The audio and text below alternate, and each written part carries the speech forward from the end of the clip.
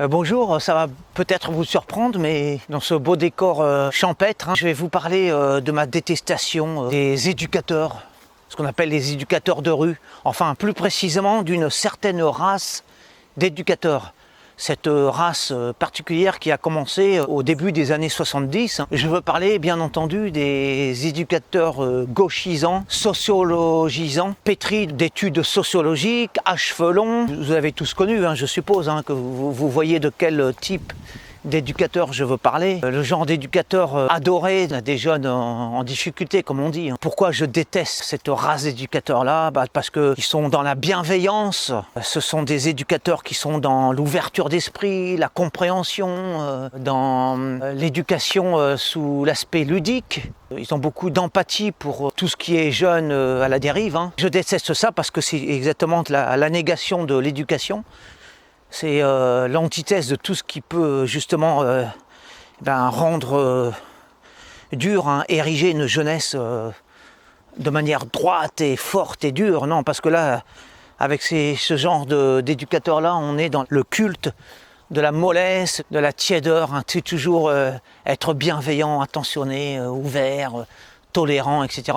Alors que pour moi, la vraie éducation, ce qui forge les tempéraments, ce qui fait les caractères, c'est la flamme de l'autre versant de l'éducation, c'est l'éducation à la dure. Et pas de sociologie, pas d'ouverture d'esprit, pas de bienveillance. On est là pour faire des hommes, des vrais, pas de compassion gauchisante, féminisante, la fameuse compassion que je déteste tant chez cette race d'éducateurs adeptes de la mollesse. Ces éducateurs que l'on trouve tellement sympas. Pour moi, une bonne éducation virile, c'est une éducation spartiate, et qui forge et érige les tempéraments et qui font les hommes, les vrais, les durs. Pas les tafioles, les tapettes, les mauviettes. Par exemple, pour rester dans le réalisme, l'éducation à la scout.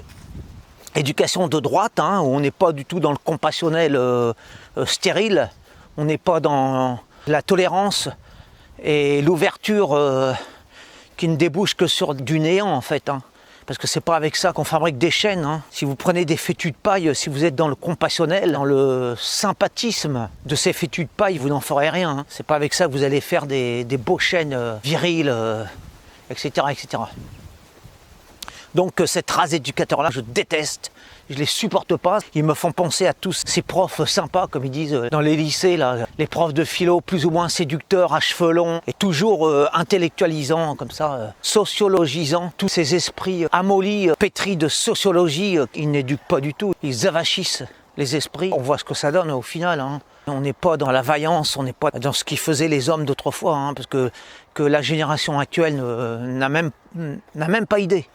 Ne peut même pas concevoir. Mais ça, c'était des vrais hommes. Ils n'étaient pas élevés comme des caniches, entourés d'éducateurs à cheveux longs, cool, sympa. On va dire que je suis un réac, mais entre les deux extrêmes, moi, je préfère encore une éducation à la dure, à coups de Rangers dans la gueule, quoi. Je préfère encore ça, une bonne éducation d'extrême droite, plutôt que cette anti-éducation toute de mollesse, de flasquitude, de compréhension, d'ouverture à l'autre.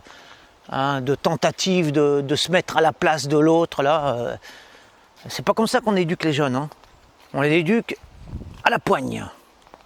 Enfin, chez moi, du moins. Ce sont ces hommes-là qui font les vrais tempéraments, comme tous les conquérants, vous savez, tous ceux qui conquièrent, par exemple, que ce soit le pôle Nord ou le pôle Sud, tous ces gens-là qui ont découvert de nouveaux mondes, qui ont exploré la planète et fait des découvertes essentielles, ce sont des gens qui ont été élevés comme ça, à la dure, de manière spartiate.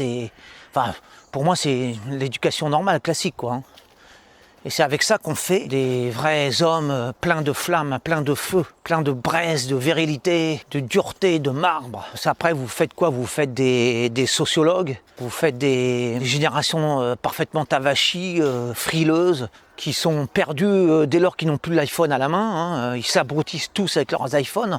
Regardez-les dans les abribus, ils sont tous comme des abrutis, de parfaits abrutis, tous les yeux rivés sur leur écran, personne ne se parle. Ils sont à 10 sous un abribus et les 10, ils sont comme ça, lobotomisés comme des pauvres abrutis, perdus dans leur chimère virtuelle, là, parce que j'imagine bien que ce qu'ils consultent sur l'écran, ce sont des âneries, des bêtises, des conneries pour le dire. Moi, je suis adepte de toutes les rigueurs, adepte de toutes les duretés, et je ne suis pas du tout dans la compassion bête et méchante, stérile, qui anéantit en fait les êtres. Si vraiment vous posez la question à tous ces jeunes qui sont plus ou moins en dérive, plus ou moins sans repère, mais ce qu'ils veulent, c'est pas de la compassion. Ce qu'ils veulent, c'est de la rigidité, justement. Ce qu'ils veulent, c'est qu'on les mène à bon port, non pas à coup de mollesse, mais à coup de brûlure. C'est ça qu'ils demandent, qu'ils exigent de la part des vrais éducateurs. En fait, ils n'en veulent pas au fond d'eux-mêmes. Parce que s'ils acceptent ce rapport compassionnel, c'est parce qu'ils sont faibles. Mais au fond d'eux-mêmes, parce que c'est la facilité, mais au fond d'eux-mêmes, interrogez-les, vous verrez. Ça c'est la nature humaine, hein, ce sont des âmes humaines. Et que ce que souhaite une âme humaine, eh bien c'est être mené à la vérité, avec des moyens âpres. Hein, ça c'est universel, c'est valable pour tout le monde. Vous savez, ça me fait penser, je digresse là, mais il y a eu au Mans, l'évêché a construit un centre pour accueillir la jeunesse. Alors c'est un centre hyper connecté, où toutes les facilités ont été mises à disposition de toute cette génération, cette jeunesse-là. Mais en fait, la jeunesse, c'est pas ce qu'elle demande.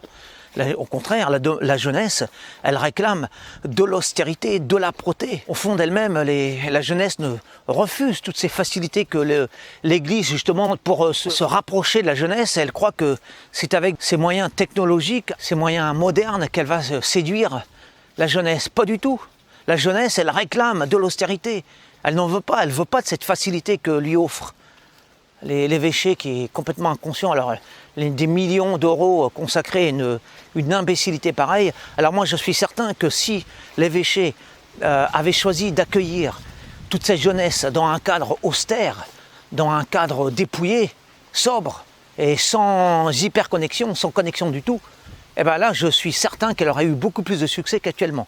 Elle aurait attiré beaucoup plus de jeunes. Les jeunes ne réclament pas ça, justement. Ils réclament de l'authenticité. Ils sont saturés de technologie, de branchement, etc., de connexion. C'est pas ça que la jeunesse demande. Elle demande de la hauteur, de l'élévation, de la verticalité. Eh ben, c'est exactement pareil pour ces fameux éducateurs de rue gauchisants. Alors quand vous avez le jeune auprès de son éducateur qui se plaint, là, qui chialote et qui dit « Ah oui, mais moi j'ai une jeunesse plein d'état d'âme, je suis sensible, et paf, un coup de rangeur dans la gueule, marche ou crève. » Et là, je vous prie de croire que ça avancerait beaucoup mieux. Hein. Par exemple, je sais pas moi, quand on éduque la jeunesse à marcher dans le froid, « Oh monsieur, j'ai froid, ouais, il fait froid, je suis pas habitué, un coup de rangeur dans la gueule, tiens. » Une bonne neigée dans la gueule, ça la réchauffe.